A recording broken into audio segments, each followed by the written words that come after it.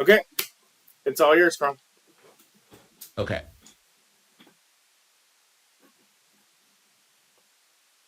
All right. So I thought I have the talk today divided up into three sections. And rather than take questions at the end, I thought I would take questions like at two intermissions along the way and then again at the end. So I'll be relying either for you to be like queuing up questions in the chat, which you can put in as we go, um, or just being ready for that at the breaking points. So essentially what I want to talk Carl, about, before you start, you have a couple of gray boxes over your screen that I think are Zoom things. okay, If there's a way to move those out of the way. yeah, how about that? Improved? Minimized. So yeah, Oh, okay. Um, it's fine right there. It's out of the way, out of the picture at least. okay. Okay. I hide it. One of the reasons it's being weird is that I have it optimized for animations. Mm. One of the great ironies of this, oh, spoiler, um, but back. Okay. One of the great ironies of this presentation is that at one point I'll talk about like the fidelity of pixels in the context of like, generated AI stuff and how important like pixel control is. And then to not be able to like count on the fact that those pixels are coming through Zoom is stressful to me. Um, but do you see pretty much the image? Mm-hmm. Like the full circle of the machine is not cropped? Yeah, yeah. I can see the full circle. Okay, all right. So the interesting moment of where like this course is in the curriculum is that it's very much concerned with like being aligned with the complex reality of buildings, climate, the world, places. And so like it's interesting because the work that I want to talk about here is very much related to this class in terms of like technique, but the scope of the output is different. Like oftentimes I describe what I do as architectural representation, where I linger for almost exclusively on the representation itself, to the point that the thing becoming represented is the open-ended thing instead of the given thing. I don't know if the spirograph was a thing. I never know how generational toys are, but I grew up with a spirograph. This is a like a toy drawing machine that pretty much has these gears inside other gears with little pen holes, and you basically they spiral around inside each other, and you can make those designs. So I'm gonna and those designs they're straightforward, like in a sense you know what you're going to get, or they're kind of predictable or repeatable, I guess is the right word. But they also are two-dimensional, but they start to suggest potentially advanced three-dimensional shapes, right? So that's another interesting aspect of thinking about drawings and drawing machines, is that the machines themselves can become kind of spectacles, and the drawings that are produced, even when they're not kind of explicitly projected from three-dimensional geometry, can sometimes have 3D implications. So there's a little zoom in of a spirograph. So this artist, Desmond Paul Henry, has essentially an elaborate kind of mechanical spirograph in which a series of motors and turntables and moving pens essentially does elaborate kind of messier versions of that same that it's basically the same premise, is that there's a mechanical apparatus that's machined. So one could argue this is computational, I think, but there's nothing digital about it, right? It's an entirely analog machine that is very calibrated, right? You could imagine Henry like turning knobs and things to achieve this drawing. You can also see that there's like smudging and other material qualities that like are implicated in the atmospheric qualities of this drawing. The drawing machine that I opened with is an Olafur Eliasson drawing machine. I have a series of these here. I saw one of these in person once, which is pretty awesome. One of the fascinating things about drawing machines is that they are really captivating to watch. So this one has it's kind of like a pendulum turntable apparatus where that table is kind of undulating, and there's like three kinds of forces that are in play. So unlike the spirograph, it's less about a radial pattern and more like a very simple, non-random, but also non-predictable, like spatial tectonic condition.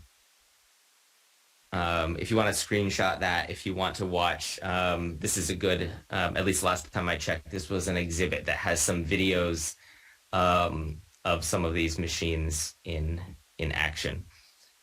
There's a whole culture of drawing machine fabrication and hobbyists making drawing machines. It's that craft is also kind of interesting, and I think that's another window into architecture, in the sense that designing a drawing machine very much resembles an architectural design process where there's a balance of wanting to control things but also surprise oneself, right? So a good design medium allows a lot of control but also allows some kind of artistic variation within that control so that what you produce isn't totally predictable. One of my favorite very simple drawing machines is the double turntable drawing machine. And the key with these types of drawing machines is the joints on those arms. So they need to be flexible so that as you change the rotational speed of either of the turntables, the joints in the arms accommodate and then make a complex form. Let's see. So this is another, similar to the Olafur Eliasson apparatus here, in which there are objects and things within a container. So this is the output of that. I have a whole database of drawing weird, hacky drawing machines. Another famous one you can Google is a Roomba drawing machine. So Roomba, the cleaning robot, that's been hacked to leave a trail. And then a kind of room scale paper is put out, and the Roomba cleans and is disrupted to make a real spatial drawing. Okay. If that came too loud, I'm sorry. So I want to shift now to talk about some drawing machines that I have used / hacked together. So there was an era in computer graphics in the 40s, 50s, 60s, 70s. It kind of tapered off, in which you could write computer code, you could do rudimentary drafting, but the digital screen wasn't really caught up, and operating systems weren't inherently graphic. So if you wanted to do computer graphics and you wanted to output that, you wanted to see the graphics that you were doing, almost all of that output involved the use of a pen plotter. So a pen plotter is pretty simple, like a drawing fabrication device. It is like a laser cutter in its instructions, but essentially it moves a pen around on paper. So the drawing that was the animation of the pen plotter moving a minute ago was making this drawing.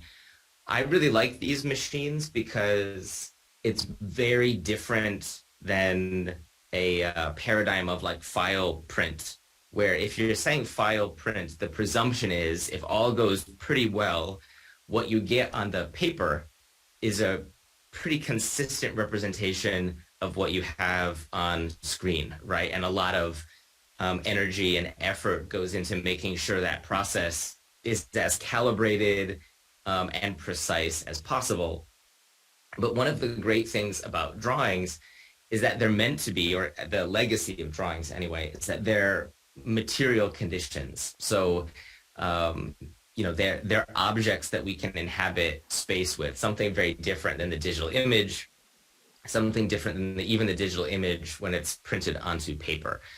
So, what do I mean by that more specifically? Well, when material of ink is involved with the paper, the ink bleeds into each other, right? So if um, this this drawing was drawn with a lot of blue pen and a lot of yellow pen, and the ink bleeds together to make what is mostly green, and there's some accented red there to make it a little bit muddy. This is the algorithm here, and the geometry is incredibly, incredibly simple. These are really just 3 layers of lines in a grid, and those lines are just oriented slightly differently. So no 3 dimensions, no complicated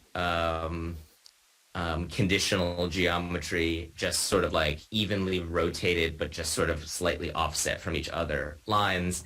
And it's all because of the pen plotteriness that you get those like radial ripples and these kind of waves and this kind of textury green. The other interesting aspect of the pen plotter, or the idea that we're fabricating drawings, is that the paper as a physical material and the ink as a physical material have a tectonic interaction with each other. So one example that I sometimes use is like if you imagine like opening Illustrator and drawing like 1,000 black lines on top of each other that are exactly the same geometry. If they're 100% opaque black, the resulting digital image is the same as if you had one solid black drawing.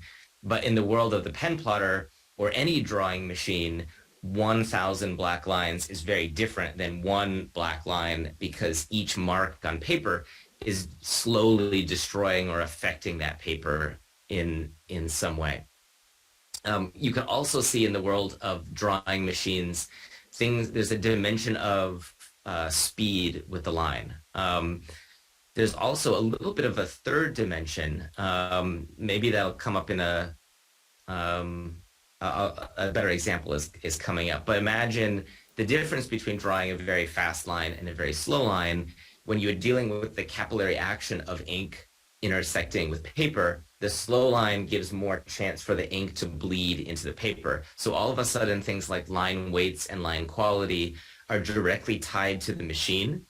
When people lament the like loss of the hand in drawing, it's a conversation I've had probably in my career like hundreds of times. Like, oh, in the world of the digital, we've lost something with the hand. I tend to disagree and think that any kind of loss really has to do with the materiality of it.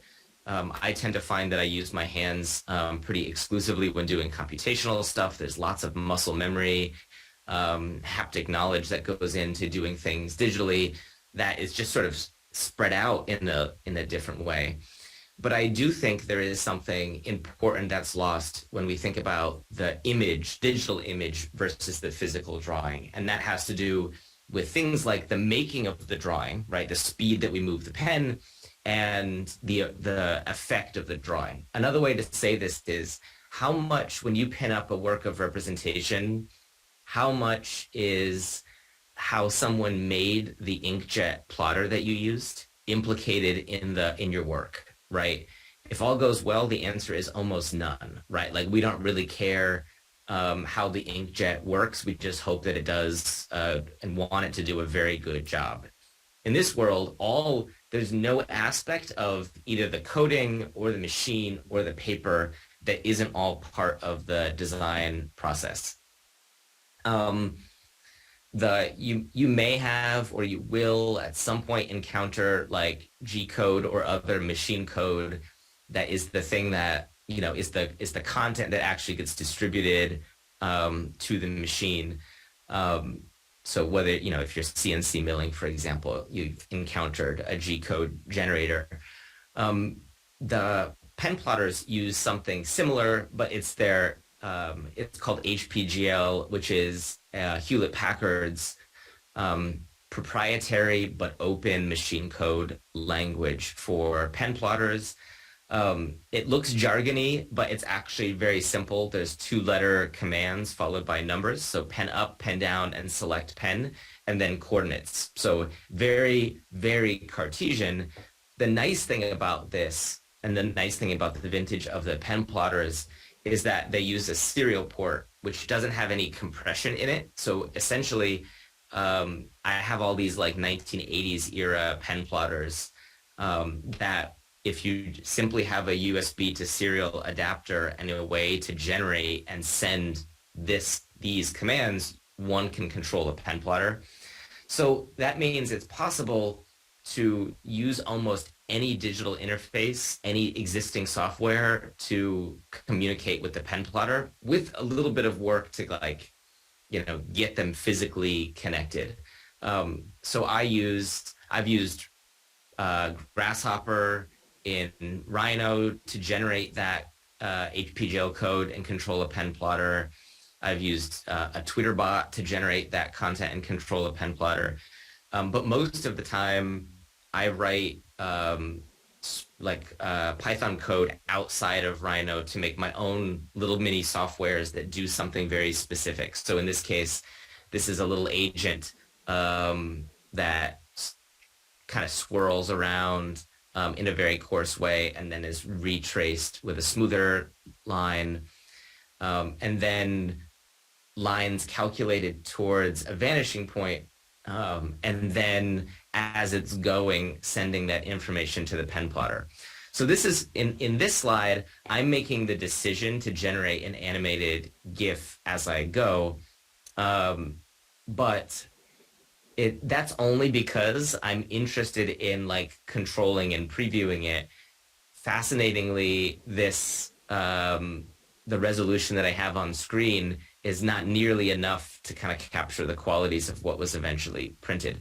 I said before there was a three-dimensional implication of the pen plotters, and let's see if we zoom in here. If you look closely, you can see look down at the lower left corner here. You can see that the lines have this little, especially on one side of the lines, there's a little dot, and that's because the pen is literally moving up and down, right? So when it pushes down, that initial contact makes a little bit of a dot.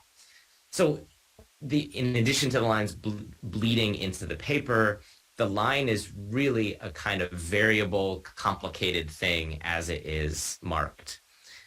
So here's another one of my favorite algorithms. You probably heard that Paul Klee quote, which is like a line, I'm paraphrasing, a line is like a point that went for a walk. So I took that literally and designed an algorithm that was this point as though it's in a car. So it's kind of like steering, and it leaves a path, and that path are like walls that are blocking the car from continuing to drive. But the walls are dashed lines, and so each wall has a little bit of a gap in it, and over time that gap gets smaller and smaller and smaller, and each dash mark gradually has an increased chance of changing from red to blue. And I let this drawing run for 15 or 20 hours, and over time the initial coarse lines get filled in by smaller lines, and that it starts to look like a very complicated material construct, but the algorithm that went into it is very straightforward and simple. Looking back on the things that I have made, I tend to value things that are very complex in their outcome, but can be reduced down into their making with a very simple set of rules and procedures. The other nice thing about that process of like total control over the relationship between the computation and what's drawn, is that anything in between, any kind of geometry or any kind of projection, any kind of hatching, is totally customizable. So this is where things can get a bit obsessive, and I often work at a pace that's really different than how other architects work. So, for example, the drawing on the right, that one drawing, took a couple of weeks because I did some digital modeling just for this drawing. I did some research on um, very vintage, like early 19th century projection methods where they were kind of experimenting with spherical projection because they were interested in different ways of drawing the whole Earth. And so this is an interesting way of unrolling a sphere. So I modeled the room I was in, designed in Grasshopper a system of spherically projecting content of the room onto that sphere, and then use the 19th century projection method. So first projecting content onto the sphere, and then another projection method to kind of unroll content from a sphere onto paper.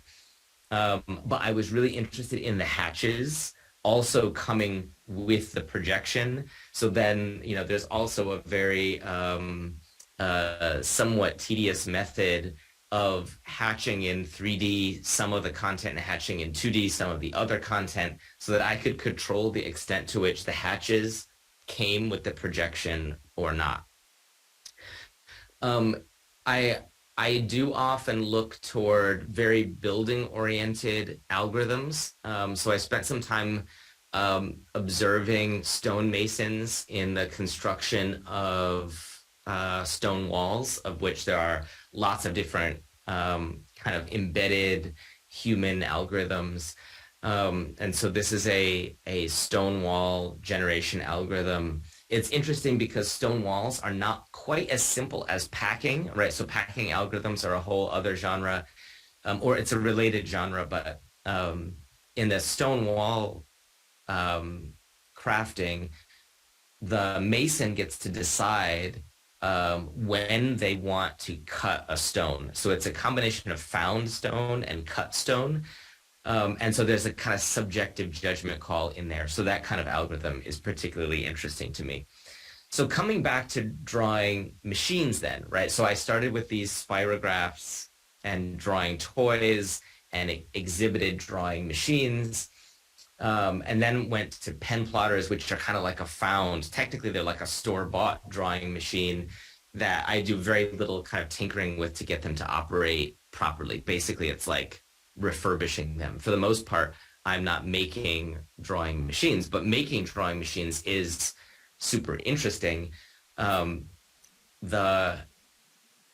what I've ended up doing, and I encourage you to make drawing machines. That's when I teach a representation class or teach a beginning level design class, I will often include like an exercise that involves a drawing, making your own physical drawing machine.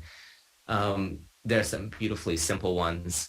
But here I used Kangaroo, the physics plugin to Grasshopper, to make a drawing machine inside of Rhino that violated some of the laws of physics. So this is like a spirograph that shrinks and grows. So, using Kangaroo essentially to just generate a kind of rotational tracing and to record the output of that.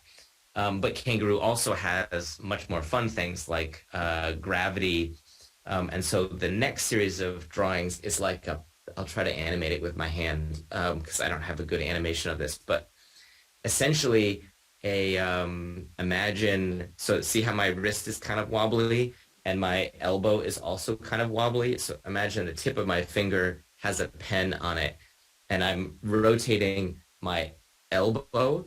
And so the momentum and the force and the friction are all in play. And so what's happening to the pen is much more complicated than just a matter of geometry. So here is another result of that, like um, spiraling double pendulum drawing. You could actually Google search double pendulum drawing machine, and you'll get a lot of very interesting results. This is, of course, pen plot after. So it's like I have trouble explaining this sometimes because there are so many layers to it. So it's grasshopper, kangaroo in grasshopper to make the physics of a digital drawing machine, which, by the way, violates the laws of physics. So it could never actually be fabricated in real life.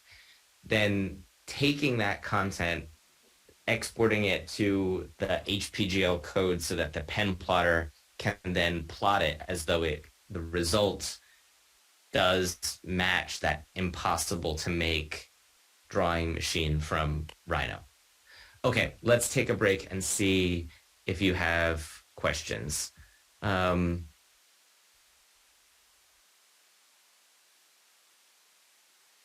Can you see or hear us? I hear you. Yeah, I see you now too. I'll ask a question if no one else does. I don't see anything in the chat yet. Um, so I'm interested in one of the things you talked about when you were referring to the drawing machine is sort of like the complex setup of some of these either double pendulums or some of the gear setups Mhm. or like the geometry that creates that. And there's one I'm sure you've seen that it might even just be a digital one that has sort of like all the complexity to create not kind of the spiral graph image, but say like a portrait sort of embedded in the geometry Mhm. of a Mhm. very complex sort of machine to generate that image. And in in some respect, the output of the image is interesting, but the output of the machine is almost more interesting to sort of like work backwards, right? The you're really designing the mechanism or the input of the machine as a sort of result of things, and then the drawing is uh, somewhat the input. Does that make any sense? The output becomes Yeah. the input becomes output. There was a really interesting sort of moment I remember in grad school where we were dealing with a really old kind of CNC machine, sort of like the servo Mhm. motors were like squeaking and making all kinds of like high pitched noises, and and I really wanted to design the music that the machine was Yes. making rather than the whatever it was milling as an operation. And I'm wondering if Yeah. you could talk a little bit about that. Yeah. Yeah. So it reminds me of like if you were to look at the input for a player piano, right? Like that score is looks a lot like a beautiful drawing, but it exists entirely to control the machine. Mm-hmm. That reminds me, there is a musician that makes like music with entirely vintage servo motors with Yeah, some good, it's kind of cheesy, but it's like well done. It's like old floppy disk yeah, drives, uh, servo motors and things. Um, so to me, what the sweet spot though is a little bit of both, right? Like there's ultimately, if I go to like if I'm traveling the world and there's like a drawing machine exhibit, you better believe I'm going to it, right? But to me, the ideal is that it is kind of disappointing, right? To go to an amazing drawing machine exhibit, but the drawings that are produced are kind of boring. So to me, it's kind of like the idea that the input and the output are there, it can kind of flow both ways, right? Like another way, I find myself answering the question often, like, how do you start a drawing project? Like, what exactly is your goal? And sometimes the goal is the machine, like doing something interesting with the machine. But I have ultimately found that I'm only satisfied if the drawing is architectural and spatial in some way. Um, so that's also why, like, if you go on to like the subreddits about drawing machines, or there's also a great Discord on computational drawing machines. There's a lot of people that are really interested in this, but they don't know what to make. And the secret sauce is like architects do that really well, right? Because we are really good at being interested in the process, but having like an eye towards like an outcome that's meaningful in some way. There's a couple questions that I think are Yeah. So let's see. Zach has some spirographs. You should next time you're if anyone had spirographs when they were a kid and you're going home for Thanksgiving, you should ask for them and you should bring them back. And you can have a spirograph party. Um, the so I do have some for a while I had a kind of a problem where I was collecting a bunch of pen plotters. And I had at one time like 12, so that if I taught a studio, I could bring them all into studio and people could share and use them. That's my preferred way of doing this, by the way, is that I wouldn't really want an old pen plotter in the Fab Lab because you really have to, they really break a lot and you really have to like sit with them. So unfortunately, like I'm a believer in like people should have their own, like you should be able to like sit with it or at least like check it out and have it for a while. So I don't have any in the building, but I have some with me in Tennessee. Um, that so at we some do have point, a pen plotter that I bought and was in the Fab Lab for a while. It wasn't an old one; it was a new one. I think Julie Kress has it right now. But yeah, yeah. if there are students that And get interested in that, that's yeah. And available. that one can be made to do cool things, right? The Mm-hmm. key is to just sort of push the limits. Like you want to make sure you're drawing, you're amping the speed up so that whatever pen you're using, like if it goes too slow, you get like too good of a line. Um, but do you have a knife attachment to that one? I don't think so, but I think Right. it's pretty adaptable to hold Yeah. like anything. So yeah, Yeah, yeah.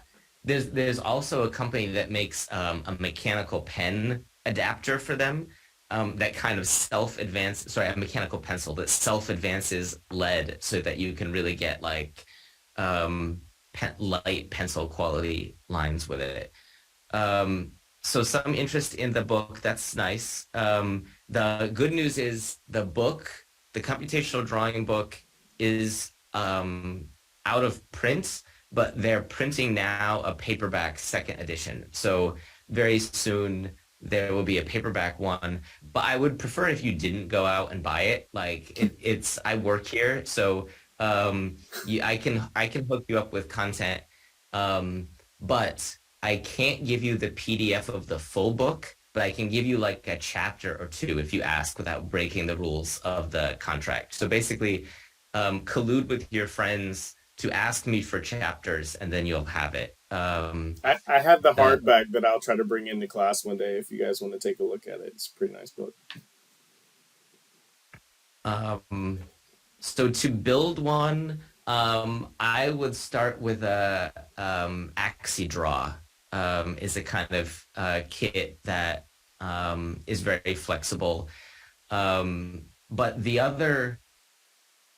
other way that I got started was I just looked on Craigslist for pen plotter. So here's the thing about these vintage pen plotters is that they were very expensive at the time, right? So they especially in like the like 90s when like the Macintosh came out in 1984 and people started to buy computers for offices and personal use, but they tended to cost like, four to $10,000. And that's in like 1980s money. And then the pen plotter, even the tiny ones would cost like another couple $1,000s. A large one would cost like $10,000. So what happened was schools, offices would buy them and it was a significant investment. And so that meant they didn't throw them out. Like they saw them as like a real, so they tend to be hanging around. So um, the I used to live in Rhode Island, and so there are no pen plotters left in Massachusetts, Rhode Island, or Connecticut. So don't bother looking there. But I would sometimes check Craigslist in places that I would go. eBay has a bunch of them. You want the kind with a serial port, but there are a bunch out there.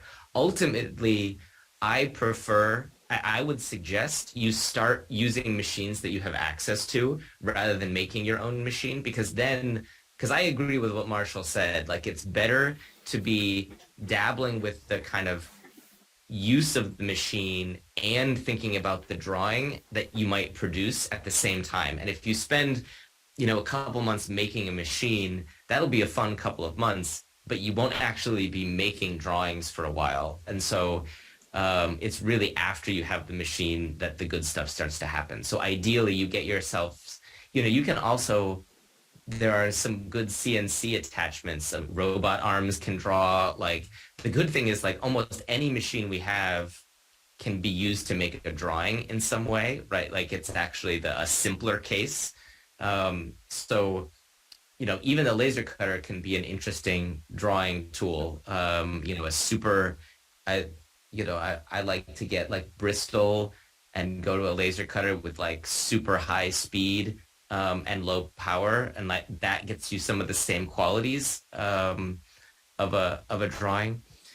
Um, Occasionally, the digital fabrication class I teach in the spring will get into robotic drawing as a method for like learning to control the machine, but having an output that's not sort of invested in a lot of material or like potential yeah. for destroying things, but you can play around with it really interesting ways. I think Nick was in robotics class where we were making our own drawing machines. It was over COVID, so we were doing a lot of even got into sort of Arduino sort of controlled. We made one Mhm. of the students made a version of the Eliason Yeah. uh, ball rolling in ink. For those Yeah. for those of you that don't know that, that was a sort of like analog. It was like a trunk that he put on a train, I think, to sort of like Yes, mark I've seen mark that. all the sort of bustling of the train in ink. And Kristen Pitts a couple years ago was doing that, but more like attaching servo motors and sensors to it. And so she was sort of mapping like how light might affect these things and move the ball around, which is really interesting. Um, so those methods of either making your own machine, or I think Nick was sort of putting paintbrushes on the end of the robot and seeing how the brush strokes might sort of adapt the paint Mhm. and the stroke in really interesting ways. So those adaptation of the tools can be really interesting. I remember in grad school sort of putting like Sharpies on the giant CNC machine to like mark out things with that. And I think Craig's actually pretty open to sort of hacking into machines in pretty minimal ways to do those sort of drawings or tests. Yeah. And also, drawing machine is a great Halloween costume. There's a lot that can be done with that genre. But it becomes like an inside joke a bit. Um, okay. So, I mean, and there's a comment in there about kangaroo, like the use of kangaroo, and other, like, I guess I mean, one of the things I talked to like this group a lot about was like, the complicated moment of third year of like, okay, wanting to engage as many digital tools as possible, like thinking about how Revit knowledge is really valuable in the kind of world of professional practice, but it's extremely difficult to learn, especially to learn thoroughly. So yeah, I guess I would just say like there's no magic answer to all of these complicated questions, but if you find yourself intrigued by or feel like there's a necessity to learn a new technology or to revisit it, right? Or this class kind of tees up a kind of exposure to it, but you know that there's the necessity for more. I would say like think about experiments that really um, um, don't load a ton of constraints on the outcome, but really are genuinely exploring the tools that you have. Um, I think that's what happens to a significant extent in this course. But that mindset, I think, is very helpful in a creative practice.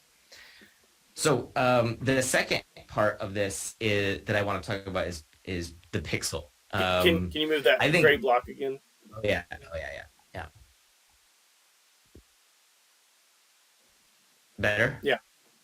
Okay.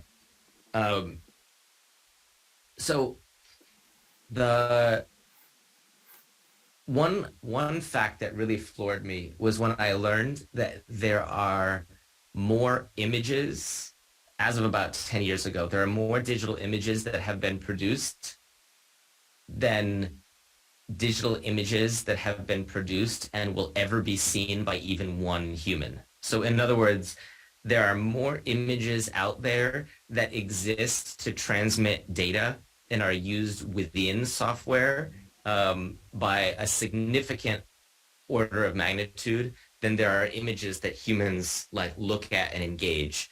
Um, so most, in other words, most digital images are not for us. They're for technology to communicate with other technology that will eventually be seen by, will generate something else for us.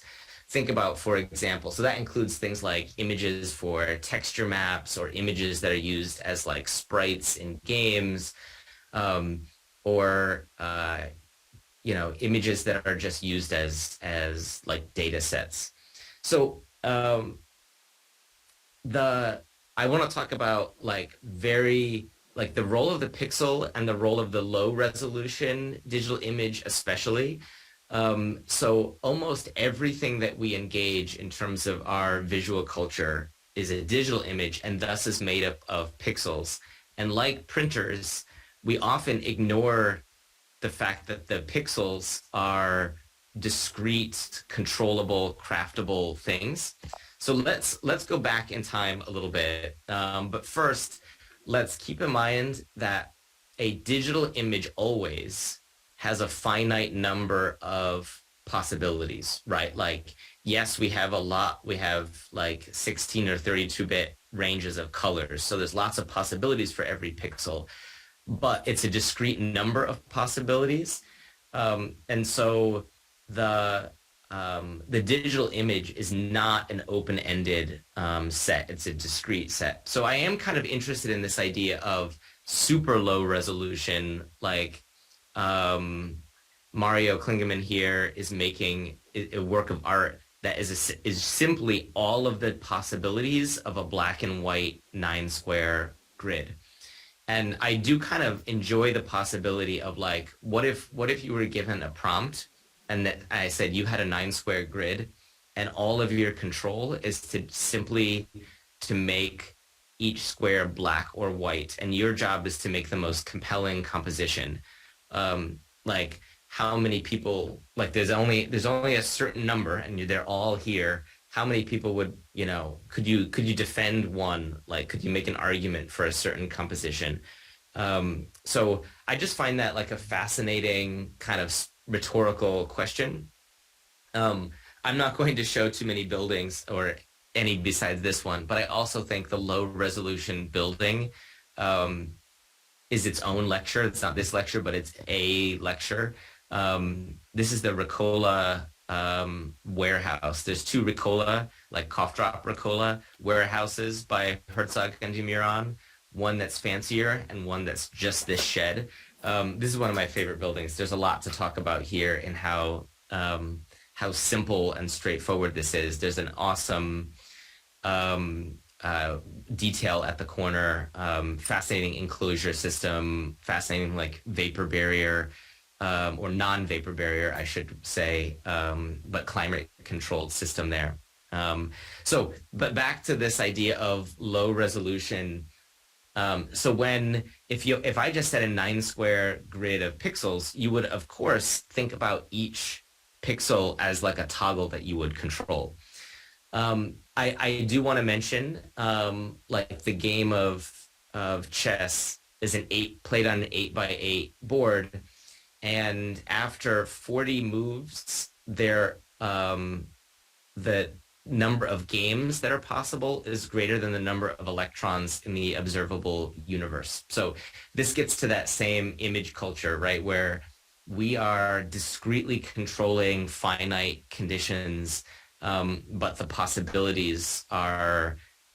range of possibilities are fairly astounding, almost too astounding to control. So um, the to go back to a culture where we're controlling individual pixels. A moment that I find really fascinating is the early.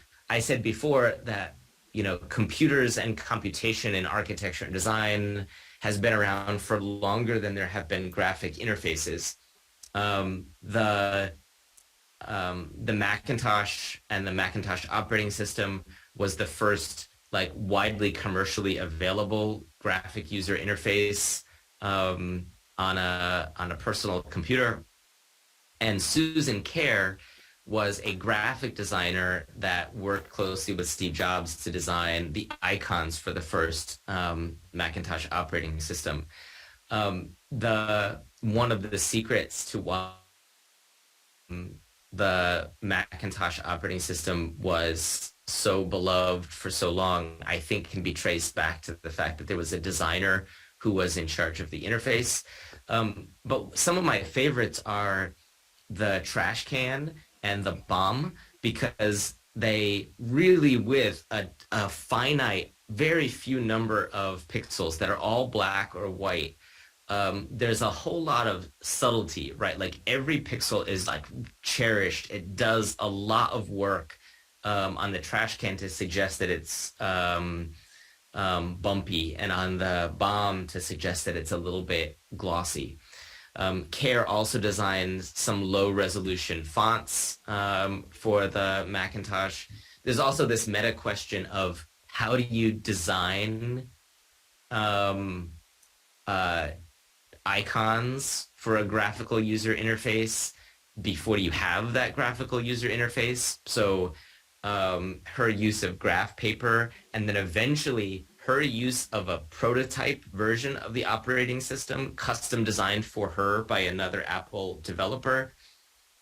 It would eventually lead to some innovations on how the first graphic paint programs were used. So it's a fascinating moment in computer history and computer graphics history. Note that, do you kind of see how on the left side the pixels are not square? That's actually a fascinating little historical nugget. The first Apple visual computer was called the Lisa, which was out before the Macintosh. And the Lisa was designed, one of the things that everyone thought people were going to use computers for was word processing. And so the presumption was that it would be a good idea to have non-square pixels, because if you had taller pixels, you had a kind of proportion that was more conducive to the written word, so you could fit kind of more text. So if you're doing very low resolution text on a screen, and most of what you're looking at is text, you get more kind of visual bang for your buck in terms of text if your pixels are not square. So it was actually debated when they were designing the Macintosh whether they should make a more neutral move to have pixels be square, which of course they eventually did. In that very low resolution world, thinking about textures, gradients, and I mean low resolution, not just in number of pixels, but the content within each pixel. So the first Macintosh operating system was bitmap, so each pixel was black or white. There is a niche of visual artists, and I bet, by the way, Zoom is doing this in like the pixels that you are seeing are probably gray because Zoom is doing some compression. So I don't really know what this looks like for you, but there are some contemporary artists that operate this way, and there's some early computer games that are very much like graphic novels, that really like contend with how to get line work, how to get shade and shadow, how to do like a rendering in this very constrained environment. I find it quite fascinating and useful, and an interesting way to confront like where we are right now with AI generated content from like Mid-Journey, right? So imagine like we're dividing up all image crafting on a spectrum, right? Where in the middle is like we've got a high resolution image that we're tweaking in Photoshop. So we're doing a lot of zooming in, controlling individual pixels, right? Like editing the pixels so that things look just right. On one side is practices like this that are very low resolution, where you can still see the pixels when you're looking at the image.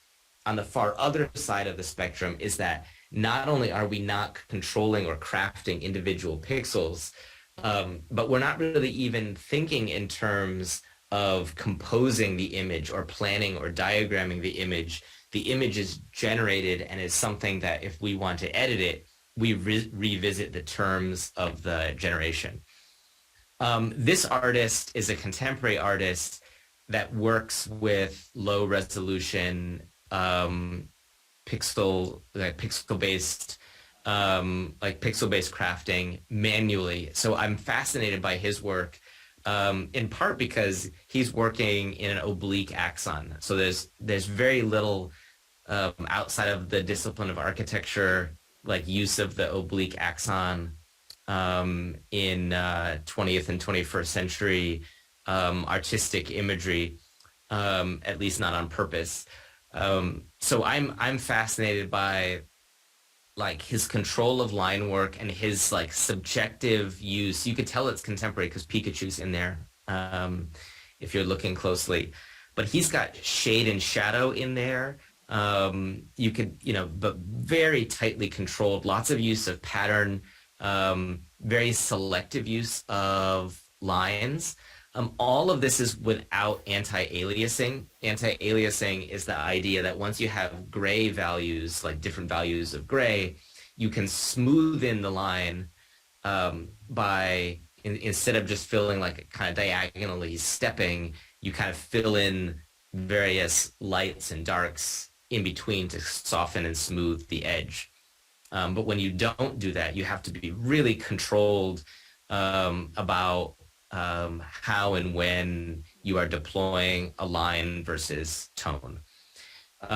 So this practice, this group of people, these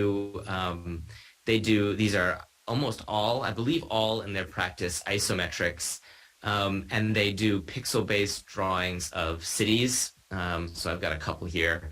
And these are fascinating because they work as a team, right? So they are kind of composing this world in parts, using Photoshop to contend with the occlusion.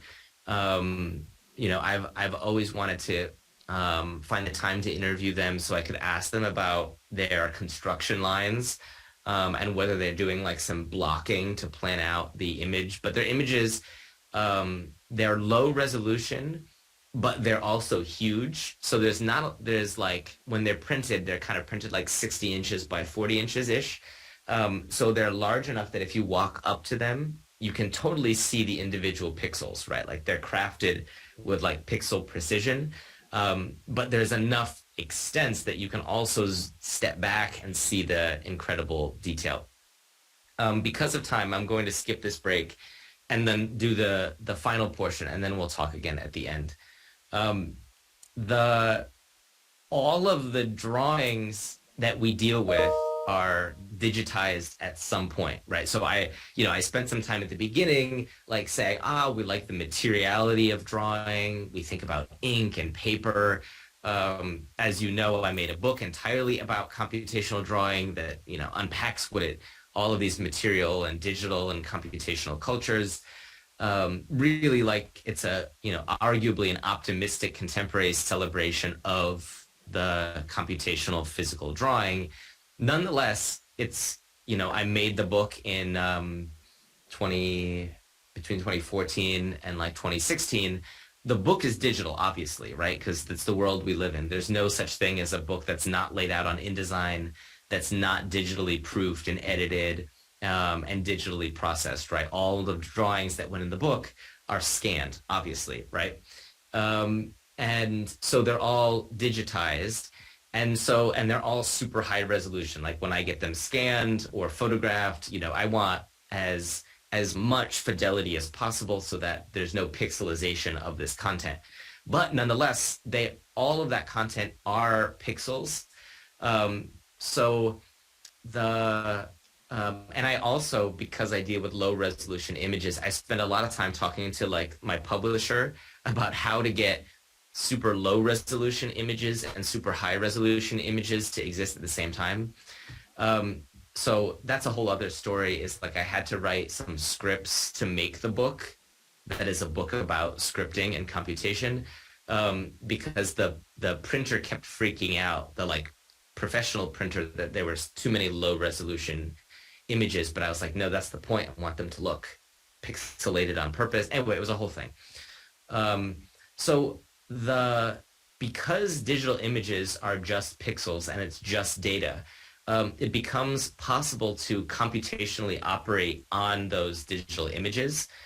So in this case, I took each row of pixels from exactly this drawing, which has all these striations, so lots of different hues, and sorted those by hue. But because sorting algorithms are fun, like a great Wikipedia page are sorting algorithms, they're very simple to do. This is bubble sort. So the sorting algorithm is you go and you look at each pair of items, and each pair you decide if they're in the right order. The one on the right should be on the right and the one on the left should be on the left. And if they're not, you swap them.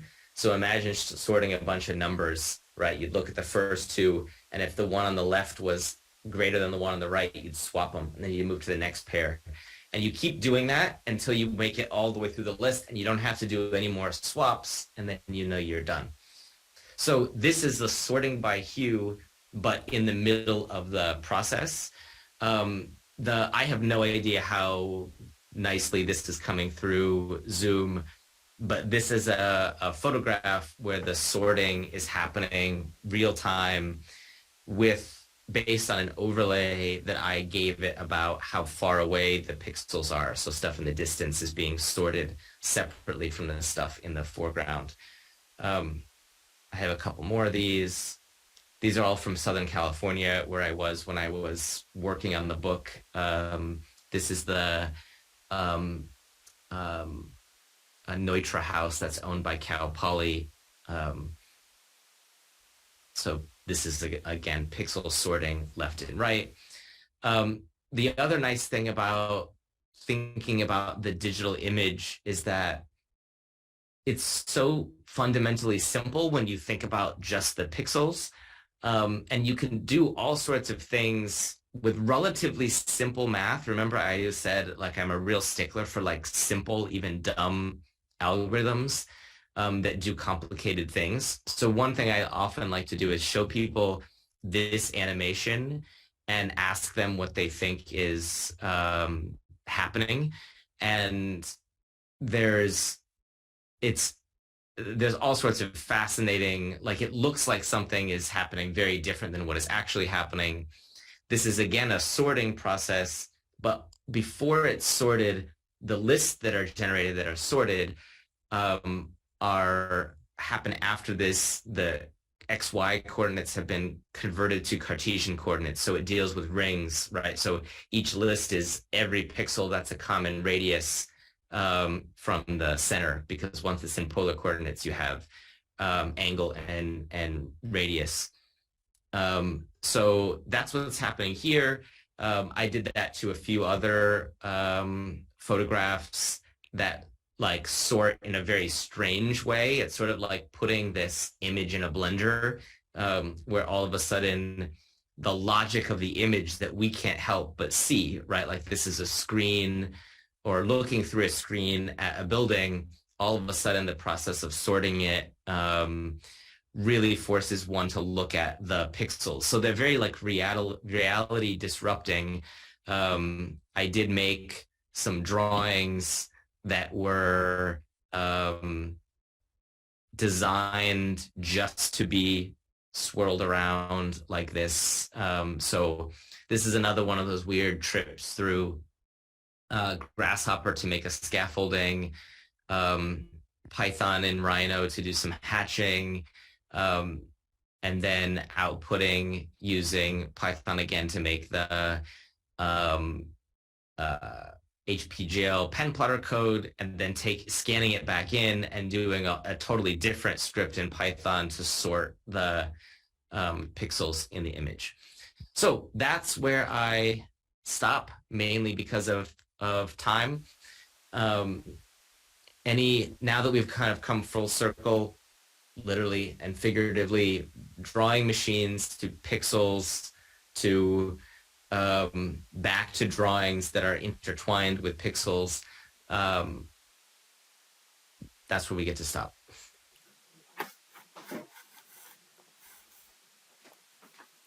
Thanks, Carl.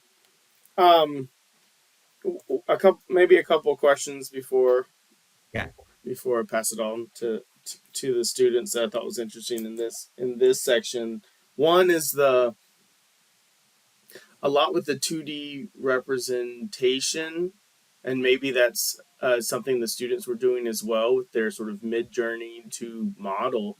Is that Mhm. that translation to either the physical that you talked about in terms of your drawing of those, or to the three dimensional in terms of like space or modeling or volume, how that has sort of correlations to the pixel versus the voxel, or Mm-hmm.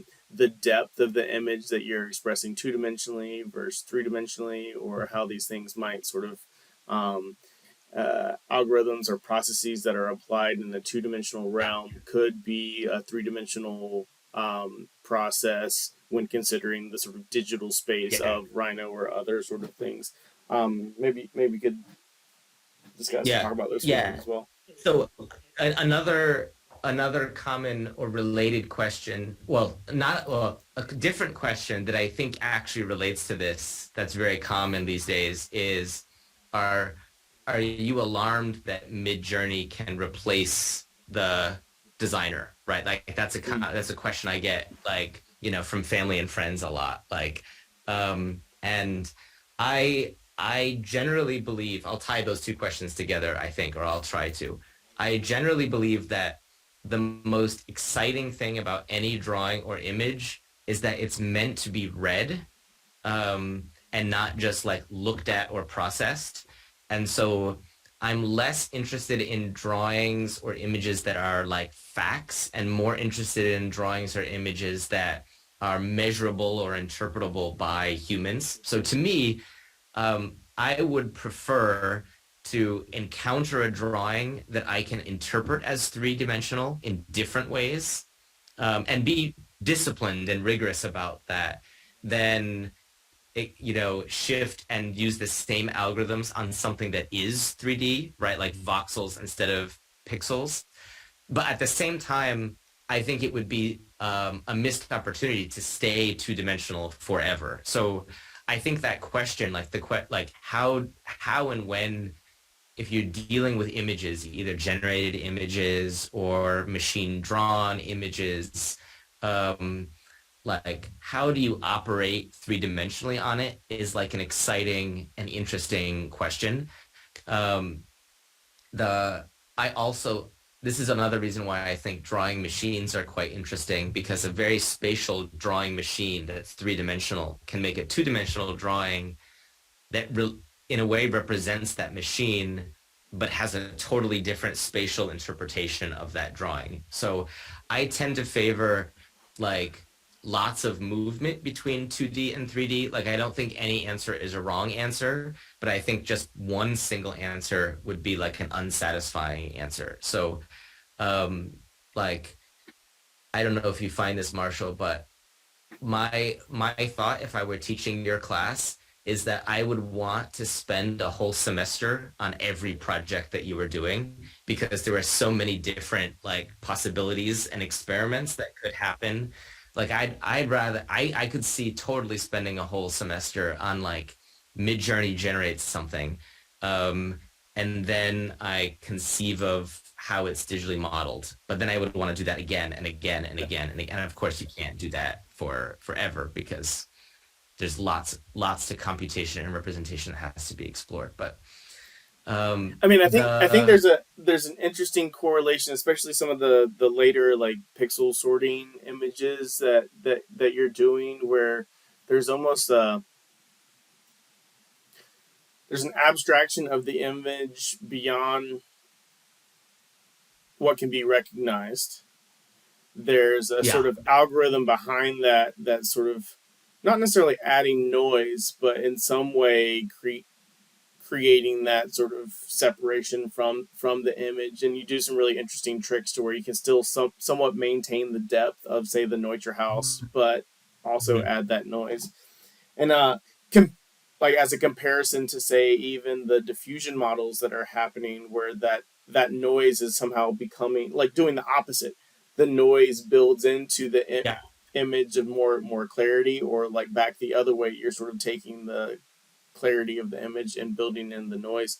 And there's some interesting sort of correlation between those that I think can be played yeah out in terms of what the algorithm's doing and how it's sort of utilized, or yes yes what's yes driving that yeah sort of yeah system.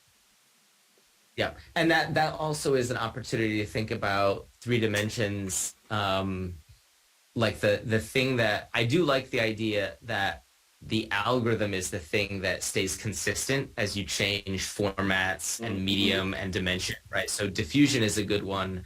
Um, like the it's also a fascinating like if anyone is interested in like bio design and the idea of living systems, right? Like one of the things nature does really well is like diffuse things, right? Like and the diffusion in nature is extremely complicated and nearly impossible to simulate perfectly, but it's super easy to simulate in a kind of rudimentary way that gives the effect or gives the result of diffusion, right? Like it's not a computationally intense or complicated algorithm.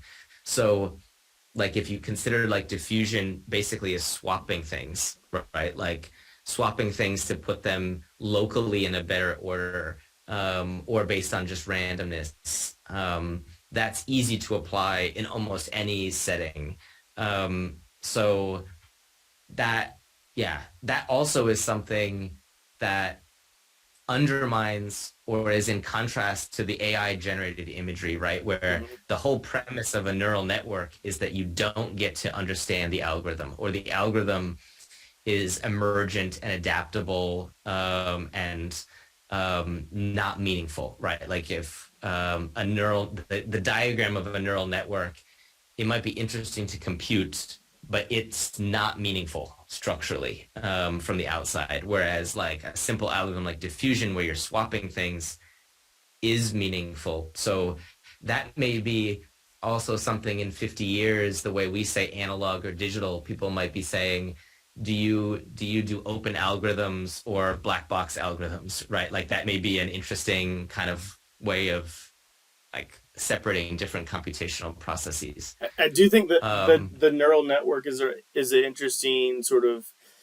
comparison to your like complex outcome from mhm, simple sort of processes. The the sort of mapping of very what we might think of as our sort of brain having very mhm, complex sort of connections of mhm, mhm. neurons and things like that, Yeah. sort of dumbed down to just what the neuron is doing, sort of like sort of passing information or sort of connecting data in really simple forms, but the outcome of that becomes really complex and Mhm, sort of mhm. uh, exponentially building on the simplicity of a simple sort of process, right? So I think those are really Yeah. interesting. Um, Yeah.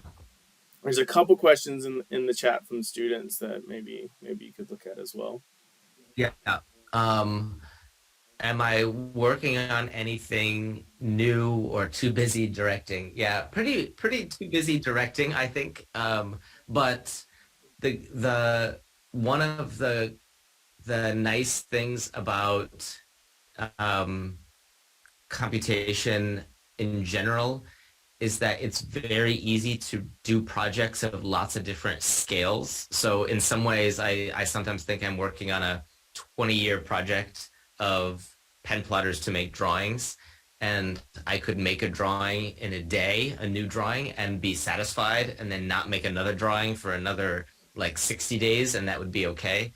Um, the um, the yeah, and so there are different scales of projects. So I feel pretty, there's a my I've also operated for a long time with a studio attached to where I live or in my house, another way of saying this. So um I almost exclusively work on my own. So that gives me the freedom to like, dabble here and there, and not have to like be beholden to clients, so that I can really be a good director and do my best to reply to the emails. Um, the the other thing that's the second book that I'm working, it turns out books take a long time and years. So the second book was done like about 14 months ago, but I'm still working on getting it like through the printing and distribution process. So um, like that's still very much a thing that's like a side project.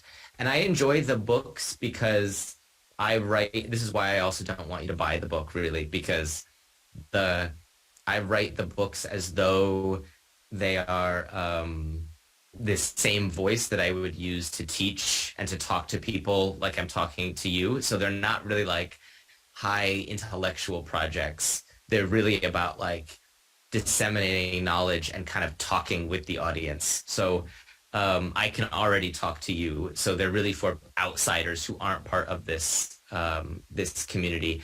But I find just like when I can't be teaching as much as I might otherwise enjoy, the writing is also similarly satisfying, right? Where I'm producing things for someone else, but they're also really satisfying to me, and talking about them is valuable to someone else, but also really valuable to me. Um, the That's another quote I use all the time is like the benefit of computational design is like you're always having to teach things to a computer, and there's no better way to understand something than to teach something.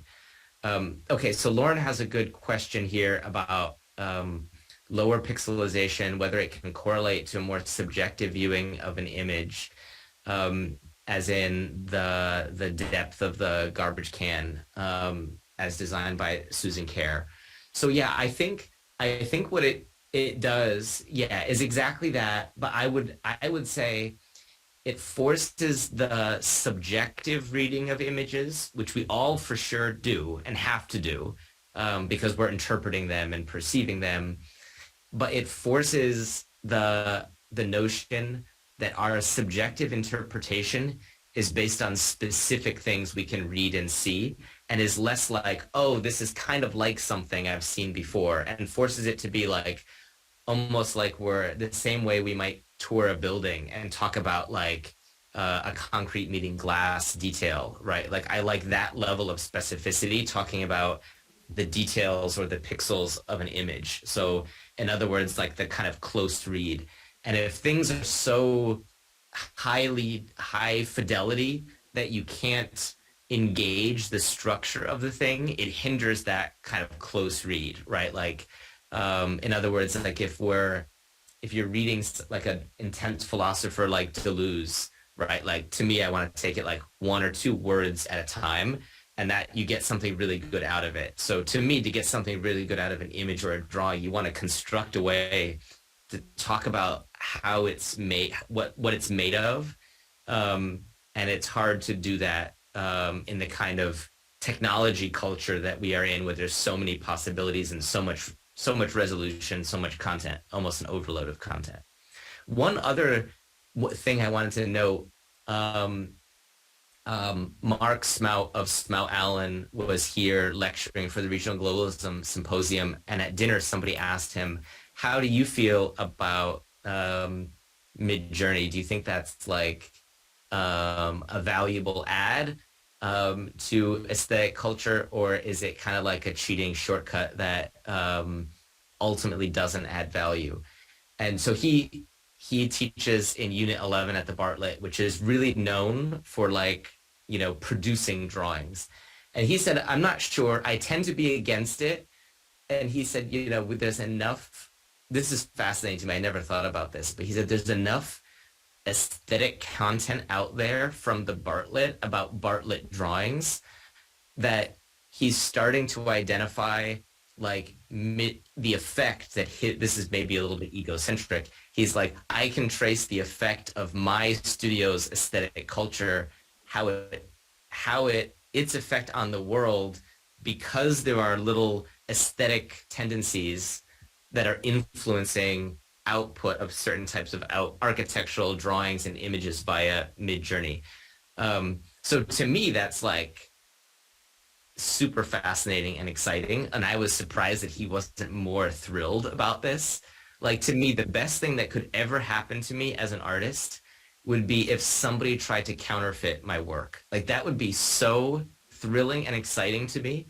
Like if I went to a gallery, I don't know, in like Madrid or somewhere I had never been, there was a computational drawing show and somebody had fabricated a drawing and like miscredited me.